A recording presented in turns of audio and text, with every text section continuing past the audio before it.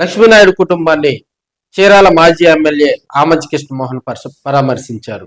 ఆ కుటుంబంలోనే మొన్న జరిగినటువంటి లక్ష్మీనాయుడు హత్యకు సంబంధించి అక్కడ జరిగినటువంటి పరిస్థితులు, అదేవిధంగా లక్ష్మీనాయుడు భార్యను కూడా మరి ఆమంచి కృష్ణమోహన్ పరామర్శించడం జరిగింది.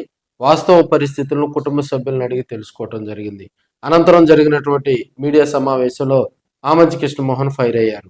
తమకు పోలీసులపై నమ్మకం లేదని, ఈ కేసును కులాల మధ్య అంటగట్టడం సరైంది కాదని, ఆడపడుచు మీద జరిగినటువంటి అఘాయిత్యంగా చూడాలని, ఆ కుటుంబానికి మరి పోలీసులు ఆదుకోవాల్సినటువంటి పోలీసులు మరి ముఖం చాటేస్తున్నారని, జ్యుడిషియల్ ఎంక్వైరీ కానీ లేదంటే సిబిసిఐడిలో ఒక అత్యున్నతమైనటువంటి నీతి నిజాయితీ కలిగిన అధికారి చేత మరి ఎంక్వైరీ జరిపించి వాస్తవాలు వెలుగులోకి తీసుకురావాలని ఆయన డిమాండ్ చేయడం జరిగింది.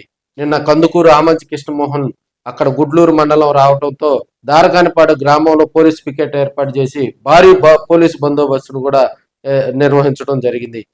దయచేసి ఇక్కడ ఉన్నటువంటి పోలీసు అధికారులు, ఎందుకంటే గత 4-5 నెలల నుంచి ఈ సంఘర్షణ ఏకపక్షంగా అన్యాయం జరుగుతుంటే, వీళ్ళ కుటుంబం మీద ఆ అమ్మాయిని చెరపట్టాలని దాడి చేస్తుంటే పట్టించుకోనటువంటి పోలీసు వ్యవస్థ మీద కించెత్తు నమ్మకం కూడా మాకెవరికీ లేదు. బహుశా వీళ్ళ కుటుంబానికి కూడా సహజంగా ఉండదు.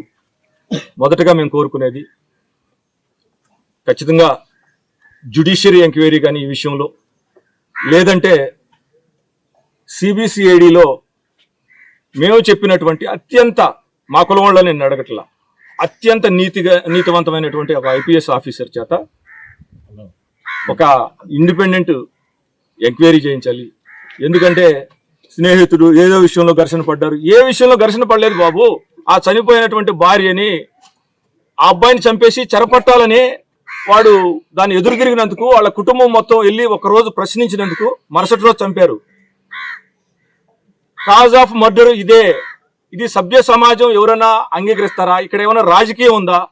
అయితే ఇక్కడ కులాల గురించి ఆడుతున్నారు. ఇక్కడ ఖచ్చితంగా కులాల గురించి ఎంతో కొంత. ఇక్కడ కాపుల పరిస్థితి సామాజికంగా వాళ్ళు ఆ స్థితిలోనే ఉన్నారు. పాపము వాడు ఏదైతే చెప్తున్నాడో కమ్మ కులస్తుడు అని చెప్పి వాళ్ళకి సహజంగా ఇక్కడ అప్రహెన్షన్ ఉంటుంది. 10 మంది ఉండొచ్చు, మా ప్రభుత్వం అనే భావన వాళ్ళు ఉండొచ్చు, కానీ ఆ ప్రభుత్వం అందరిది. కమ్మ కులస్తులతో పాటు అన్ని కులాలు ఆ పార్టీ ఎన్టీ రామారావు పెట్టిన దగ్గర నుంచి హైయెస్ట్ అన్ని కులాలు ఓట్లేసినాయి ఆ తెలుగుదేశం పార్టీకి. ముఖ్యంగా ఈ కాపులు కూడా వేశారు. పవన్ కళ్యాణ్ గారు ఒక మాటకి కట్టుబడి 90% కాపులు ఓట్లేశారు. అది మా ప్రభుత్వం.